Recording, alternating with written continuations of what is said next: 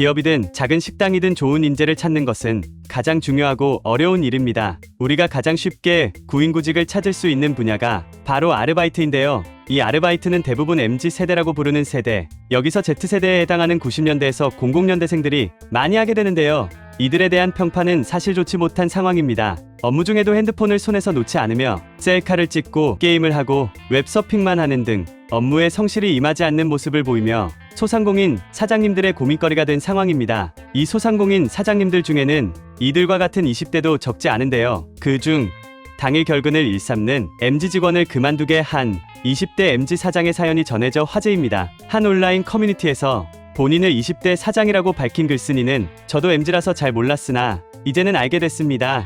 사장의 숙명이라고 받아들이는 중입니다. 라는 글을 게시했습니다. 글쓴이는 추가로 20대 초반의 MZ 알바생들은 업무 중 고쳐야 할 점이 생겨 지적할 사항이 생겼을 때 최대한 좋은 말투로 말해줘도 이해를 잘 못하거나 입이 대빨 나와 그만두는 친구들이 많다. 아프다고 거짓말을 하거나 당일 갑작스레 결근하는 일도 많다. 라고 하소연했습니다. 같은 나이대의 사장님이라도 MZ 알바생의 태도를 이해하지 못하는 모습이었습니다. 이에 사연을 접한 또 다른 자영업자 누리꾼은 MZ세대의 알바를 이해하지 못하는 것을 보고 내가 꼰대인가 생각이 들었었지만 20대 사장님의 이야기를 들으니 내가 틀린 게 아니라는 생각이 들어 안도가 된다라고 적었습니다. 거기에 추가로 올라온 사연은 한 알바생이 다른 알바생에게 대타를 부탁하고 4, 5일 정도 해외여행을 다녀왔는데 2주 뒤에 또 대타를 부탁하고 해외여행을 갔다. 그런데 이번에는 사장에게 이야기도 하지 않았고 부탁했다고 한 대타 알바는 나타나지도 않았다고 합니다. 이런 사연들을 올리자 다른 자영업자들도 하소연하듯 댓글을 달았는데요. 책상에 책 펼쳐두고 공부하는 알바도 있다.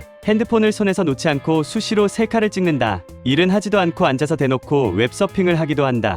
등등 다양한 알바생들의 사연을 전하며 공감하는 모습이었습니다. 이런 자영업자들의 사연을 들은 일반 누리꾼들은 책 보며 공부하는 것 정도는 이해해 줄 수 있지 않나? 돈을 받고 일하러 왔는데 공부하는 것은 업무가 아니다. 책 보며 공부하는 것도 잘하는 게 아니다. 쉬는 와중에 핸드폰 정도는 할 수 있지 않나? 점원이 쉬는 중에 핸드폰을 하는 것도 손님으로 하여금 불편함을 초래할 수 있고 결국 재방문 의사를 꺾게 될 수 있기 때문에 중요한 일이 아니라면 핸드폰도 지양해야 한다. 등등 여러 의견들을 나누었습니다. 받는 만큼만 일하겠다는 생각이 언뜻 합리적으로 보일 수 있겠지만 명확한 기준점에 의한 계산법도 아닐 뿐더러 자신을 더 발전시키기 위해서라도 어차피 해야 하는 일에 대해 한정된 시간을 더 가치 있게 사용하는 것이 더 현명한 선택이라고 이야기하고 싶습니다. 뉴스 잘 보셨나요? 그런데 여러분, 혹시 청년세대와 관련된 주식이 있다는 사실 알고 계셨나요? 지금 주식 이야기를 하니까 뉴스 이야기하다가 무슨 주식이야? 하실 수 있는데요. 주식에 대해 관심이 없으신 분들도 알고 계시면 재미있을 정보니까 재미삼아 한번 들어보세요. 원래 주식이라고 하면 많은 분들이 반도체, 의약품, 엔터테인먼트 같이 자기 회사에서 수익을 내는 기업들에게 주로 해당된다고 생각하시는 분들이 많죠. 하지만 선거, 자연재해, 날씨,